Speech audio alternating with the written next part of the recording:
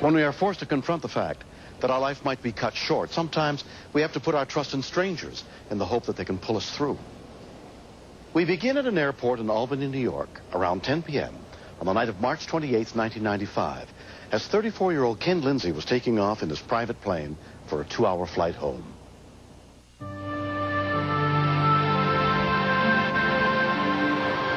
Ken flew to Albany to give a speech, and when he was done with that speech, he went to fly home. He had asked me if I wanted to go with him, but I had classes. There wasn't any problems with the plane before he took off from Albany. The flight from Rochester to Albany was fine.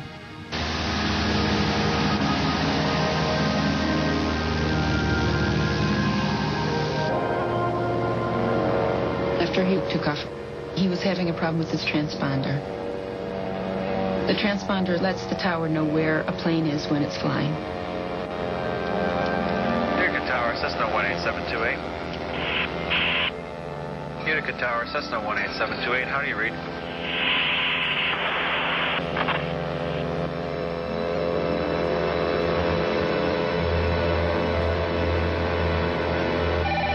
At 12:18 a.m., Rochester Telephone Company Directory Assistance Operator Mickey Slattery got a call for help. You're in an airplane? He explained to me he was trying to get somebody at the control tower because he had no radio contact. He was actually flying in an airplane talking on a cellular phone. The 911 center. I'm sure they'll be able to help you. And I just couldn't believe that you would be up in the sky in the middle of the night flying around without any controls.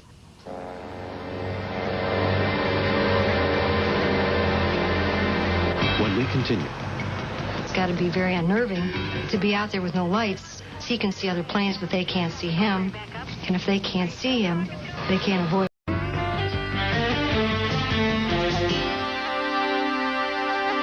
Ken Lindsay was 6,000 feet up in a single-engine plane when an electrical failure caused him to lose radio communication and fly without lights. When he called for help on the cellular phone, the call was routed to Monroe County dispatcher Mike Cruiser. 911 Center? This is operator 1714. I have someone in a cellular phone calling from an airplane. He needs to get a hold of the control tower at the airport. Can you help him? We can try, ma'am. Okay. Let me talk to the person. Okay. He's on the line. Hello? Yes. This is Monroe County 911. Yes, the operator said you transferred me through to you. Basically, situation is I'm trying to get into Rochester Airport. My radio stopped working. And Hello, sir? Hello, sir? basically, my radio stopped working. I thought... Hello, sir? So you get a clearance to come in. You need the clearance to come in? He wanted to contact the control tower to tell them that he was coming in, and they might not even see him, so that they should be aware and look out for him. And they'll allow it. Okay, hold on, sir. Keep on cutting in and out, so stay on the line with me if possible. And I knew at that point I was kind of out of my realm. So I immediately called my supervisor. Sir, what kind of airplane do you have? And It's a Cessna 150. His danger of landing without clearance would be him hitting somebody in the air or hitting somebody on the ground. Where are you located right now? I'm 15 miles east of the airport, over Palmyra. Put in alert 1. My supervisor informed me to start an alert 1 so I could send over the information to the flare dispatcher. This is 911 Center.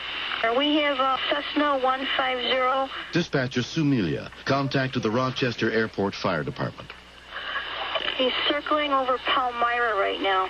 I got his tail. We've never really had anyone call from a plane before, especially on a cellular phone, tell us they were having a problem. Pilot says he's in trouble. The only electric he has on board would be battery. Jim Hayes was the airport fire captain on duty. Anytime you have a small airplane that's flying into a major airport with jet traffic, you know, the potential for a collision exists there. Approach. This is the fire dispatcher. I'm trying to get through to the tower regarding this Cessna that's in trouble. Well, this is approach, and there's no one on approach. There's no one on tower frequency. We do have a... Air traffic controller Cindy Nath was working approach control in the radar room. It's got to be very unnerving to be out there with no lights. He can see other planes, but they can't see him. No, I'm not picking anything up.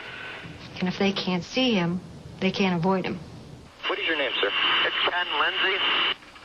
To run out of battery power here on my cellular phone now. I just heard a sound. Is there any way you can plug into anything else on the... No, I know you don't can't. have the battery. No, I can't. I'm almost out of here. Immediately, I asked my supervisor if he had clearance or not. He went over to the fire dispatcher. We do have a primary target that just is about 4 miles north of Palmyra. That's probably him. Okay, well, tell him he's cleared to land anything he sees. Okay, hold on 1 second. I'll try. My supervisor told me he had clearance. Hello, sir. But I lost him just at that point. The only thing he could do is use his cellular phone, and he's lost that to us now. He felt like he needed that clearance to come in, and if we couldn't get it to him, he wouldn't come in. Shame he wouldn't just come here. Just lost the primary on him. When the target disappeared, I was very concerned. Did you get anything at all? When we lost communications with him, it was real tense. Everybody was waiting for the phone to ring again to see if it would be him, so we could get him back.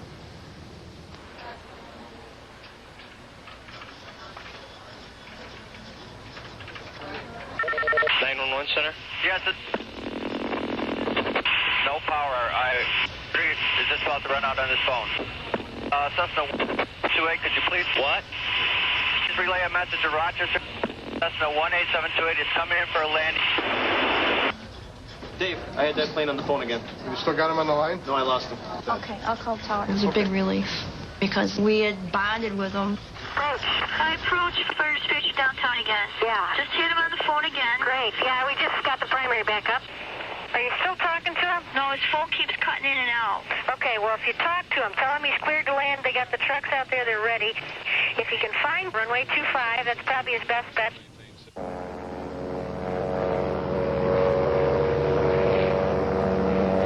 Radar tower. Air traffic controller Jeff Romig was in the control tower. And 25 and 22 will be on. I turned the runway lights up full intensity,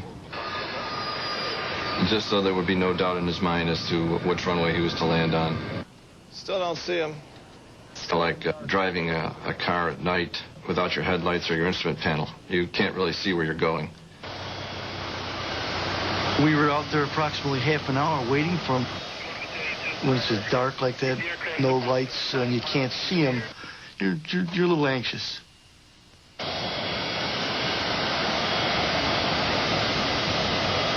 Okay, what's his name again? Ken Lindsay, Lyndsay. Okay, and just him on board? Lucky if he makes it. What's that? We're going to change it to Lucky Lindsay. No kidding. Emergency aircraft's on a 3-mile file now. I still don't see him out the window, but I see him on radar. We were trying to catch a glimpse of him as he approached the runway. It was just a flash there. His landing light come on. It just was on for a second. So we knew he was within, a mile and a half, 2 miles of the airport. It's 1 mile final now. I could not see him out the window. Still don't have him in sight. I could see him on radar until he got about a mile final, and then I couldn't see him on radar. But I knew about where he would be. So I pointed the light gun at him and gave him a flashing green light.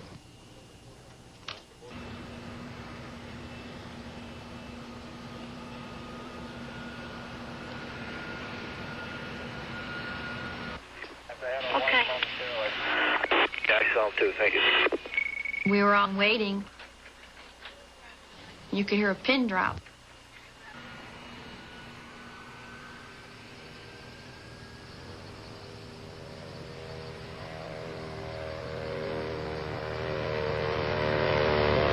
He's over the expressway, just about over the numbers now.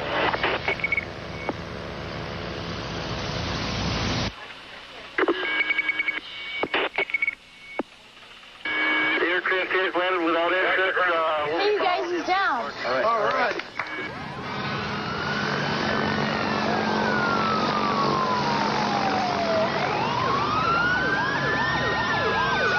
I was relieved when I saw the vehicles pull onto the runway, because I never saw them.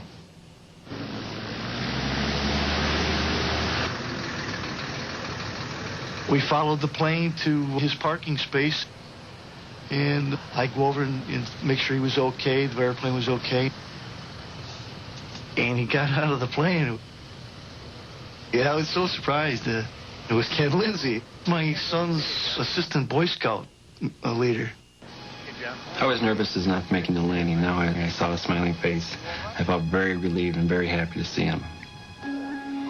All right, pancakes. Ken is teaching close friend Maria Benzoni to fly. He told me. As he was landing, his legs were shaking like crazy. Yeah. If Ken hadn't had a cell phone, I don't know what could have happened. He didn't have the communication with the tower. He didn't know anything of what was going on outside of his plane. So that would have been a crash. A different school. Yeah. Kenny kept cool, maintained his composure, and that's Ken. You know, he's always cool, calm, and collected. Okay. The night after my incident, a pilot was flying from the same airport, and he got trapped between the ground and clouds and flew into the side of a hill. And it just made me think even more of all the things that could potentially happen if you don't keep your head about yourself. Most pilots try to prepare for the worst. We're not pessimistic, but it's best to be prepared. So I grabbed the cellular phone, and it was very fortunate I did bring it that night. It really came in handy. The thing that impressed me most was that he called up afterwards and thanked all of us. I think the whole team came together, and it all came to a safe ending.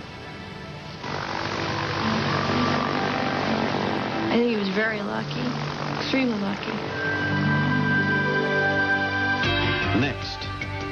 The 3 young people, all of whom were unrestrained, were in a motor vehicle that was T-boned by a school bus. Hey, do you remember